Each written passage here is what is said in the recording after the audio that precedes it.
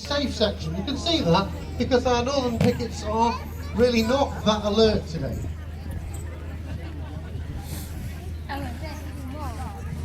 What?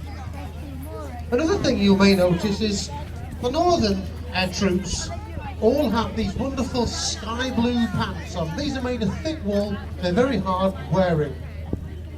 The two northern troops up there are wearing sack coats. At the beginning of the war, northern troops were issued some really nice fancy uniform. This is a militia coat, you'll see some of them in the long coats. But they were issued these sack coats as a type of fatigue jacket, a working jacket, not a proper formal military wear. But actually the soldiers found them to be the most comfortable wear, so they put their nice stuff away and they fought and lived in these sack coats. By the end of the war, a lot of the fancy headgear had gone and forage caps began to be the mainstay. So this is actually the soldiers taking the fancier uniforms that we start the war with and sending them home. That's the northern side. For the southern side, at the beginning of the war, the North had the army. The only uniform available was the cadet uniform, which is grey. There was a problem here though, because the Southern Army was now partially dressed in grey, and the Union cadets were also dressed in grey. Some of the units in the South had their own uniform, which was blue, and all the Northern troops were dressed in blue. I don't need to explain the confusion that occurred. What the Confederates decided to do was make their own uniform, and they wanted a rich, dark, chestnut brown colour, which was actually a pretty good idea. They didn't have the manufacturing capacity like the North did, so what they did is they made their own, and they made it as a mix of wool and cotton. It's called jean cloth. It doesn't wear as well as wool. Also, they dyed it with some homemade dyes. This was all well and good, but when you actually put it under sunlight conditions, what happens was it faded. And we ended up with this wonderful butternut colour, or this light kind of beigey colour that you can see some of the recruits over there wearing. That's, by the way, the Confederates our pickets haven't seen yet.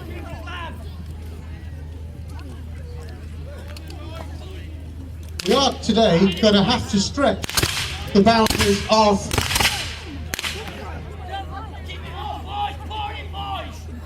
distance, because this conflict would have taken place at about 3 to 5 times the actual distance we have here. We don't have the space to do that, so we're going to have to condense it a little bit.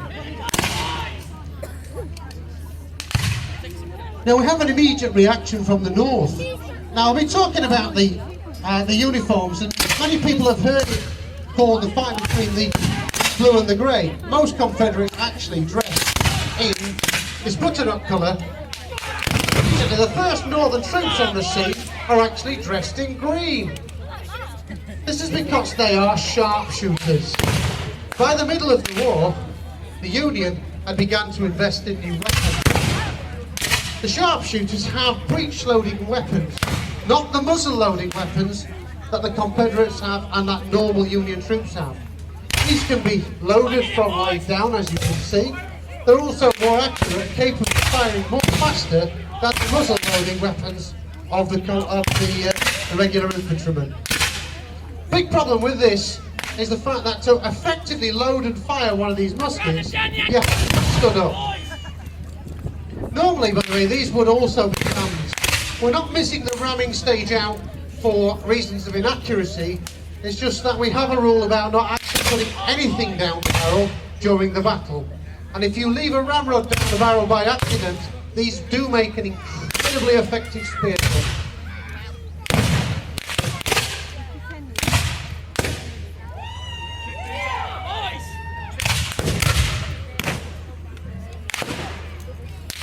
What should become incredibly apparent is the fact that even though these weapons are firing only once every 20 seconds-ish,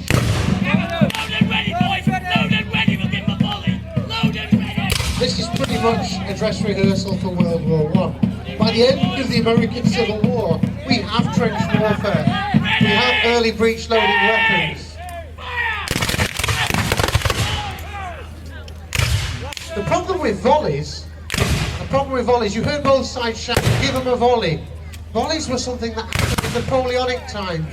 You walked up to the musket range and you fired your volley. And you took out as many of them as you could in the hope that there wouldn't be that many left to fire back. The problem with volleys in this day and age is the fact that effectively the combat is taking place at to 150 yards. Like I said, normally 3 to 5 times this range. And most men are firing too fast to be truly accurate. And what actually happens is everybody fires, the enemy then knows everybody's empty. And he actually takes his time in firing back.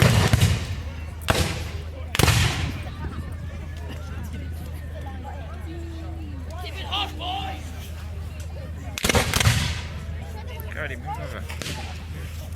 You can also see here that kneeling down, the weapon takes nearly a third as long again to load as it did when standing up.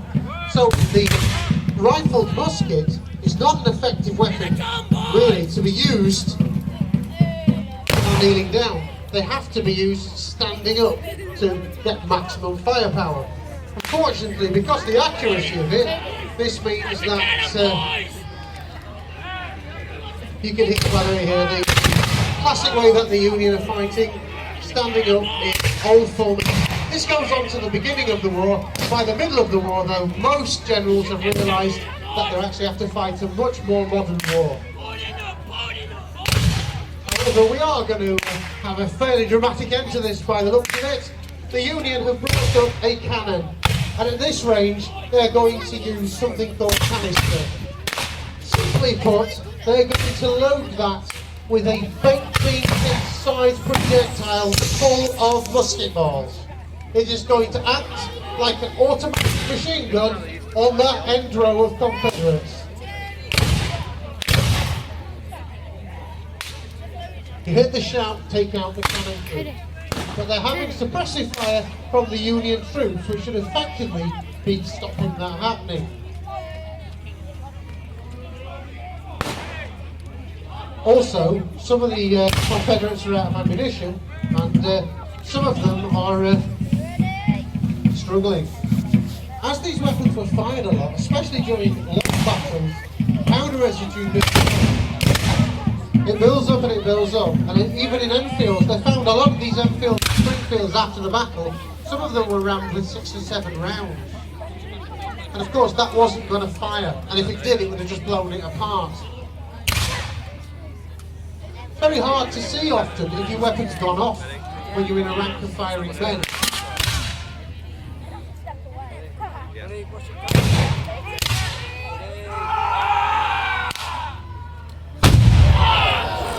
And there's that canister shell right in among where they want it.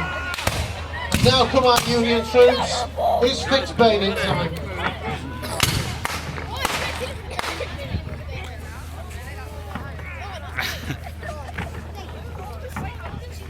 The saddest thing about this particular conflict is it wasn't a war between two warring powers. After all, it was a civil war. They were all Americans. Many of them actually knew each other. Many of the officers all studied at West Point together. Many of the men before the war had been regulars together. Many of them were even more closely related. Many of them were brothers and sisters, uncles. The war would divide families, and in some places still does today. It would kill 2% of the population, 600,000 men. More men than the First and Second World War put together. More men than in every other war preceding it.